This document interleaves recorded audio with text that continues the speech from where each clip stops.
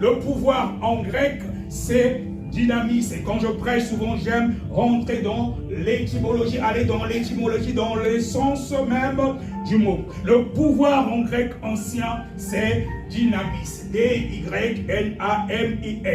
Dynamis. Dynamis, et c'est un terme qui est associé justement à la puissance, à la force ou à la capacité. Donc quand on va dans l'étymologie, dans l'origine du mot grec pouvoir, dynamis, c'est associé à la force, c'est associé à la puissance, c'est associé à la capacité. Donc à tous ceux qui l'ont reçu, à ceux qui ont reçu la parole de Dieu, il a donné le pouvoir de devenir enfant de Dieu. Donc il t'a donné la force de devenir enfant de Dieu. Donc quand tu deviens enfant de Dieu, tu as une force avec toi. Donc il ne faut pas désespérer. Même si tu passes par des épreuves, tu passes par des tentations, tu passes par des situations compliquées, mais Dieu te donne justement la force. Mais si tu te mets là à te lamenter, je te garantis que c'est le diable qui va prendre le dessus. Tu vas te sentir vaincu. Mais si peu importe l'épreuve, tu dis Seigneur Jésus, je m'abandonne à toi. Plus c'est difficile, adore-le.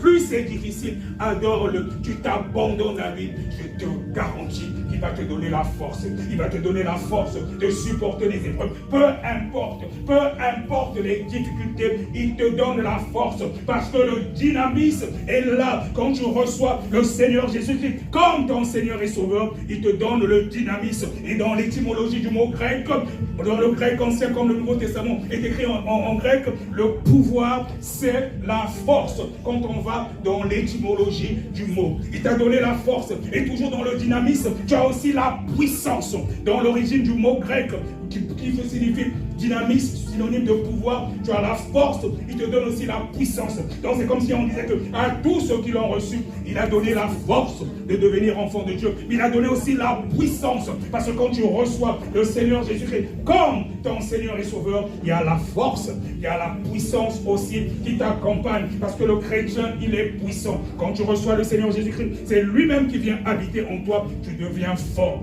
tu deviens puissant. Et comme je dis souvent, en Jésus, on n'est pas n'importe qui. Et c'est pour ça que je dois connaître quelle est réellement ton identité en tant que disciple de Jésus. Donc tu as le pouvoir de devenir enfant de Dieu. Il y a la force qui accompagne ce pouvoir. Il y a aussi la puissance. Parce qu'en tant qu'enfant de Dieu, on a aussi la puissance. On devient puissant parce que c'est le Seigneur Jésus-Christ lui-même qui vient habiter en nous. Alléluia. Et quand on va maintenant dans la signification du mot pouvoir, et en partant dans le dictionnaire français, et le pouvoir, c'est la capacité dévolue à une autorité ou à une personne d'utiliser les moyens propres à exercer la compétence qui lui est attribuée, soit par la loi, soit par un mandat, dit aussi procuration. Donc c'est aussi une procuration. Nous devenons enfants de Dieu par procuration. Il nous a donné le pouvoir de devenir enfants de Dieu. Quand nous recevons le Seigneur Jésus-Christ comme notre Seigneur et Sauveur, comme lui est le Fils de Dieu, et nous par procuration, nous devenons aussi enfants de Dieu. Et nous devenons enfants de Dieu avec tous les privilèges qui vont avec. Donc tu es enfant de Dieu, tu es enfant de celui qui a créé ce monde, celui qui a créé cette terre, celui qui a créé l'univers. Tu n'es pas n'importe qui. Tu l'as marqué avec assurance. Tu l'as marqué avec assurance. Parce qu'il a le pouvoir de devenir enfant de Dieu. Et tout ce qui va avec.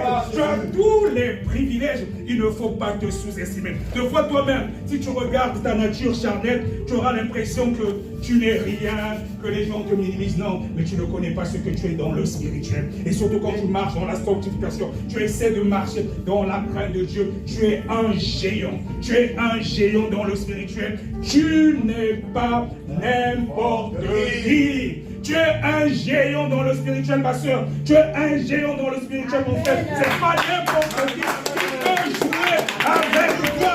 Tu es un homme.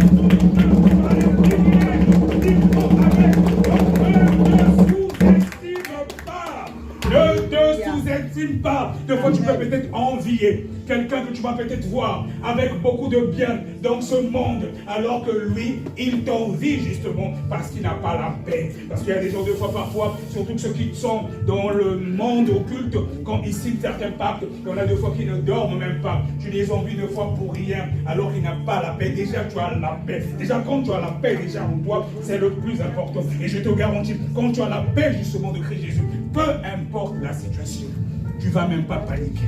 Tu ne vas même pas paniquer. Plus tu es dans la présence de Dieu, je te garantis, quand cette paix est réellement en toi, peu importe la situation, tu ne paniques pas. Tu sais que s'il y a une situation qui est là, c'est parce que c'est Dieu lui-même qui a permis cela. Et ici, il le fait, c'est pour te forger, c'est pour te fortifier. Ça veut dire qu'il a prévu quelque chose de bon pour toi. Parce qu'un père ne peut donner que ce qui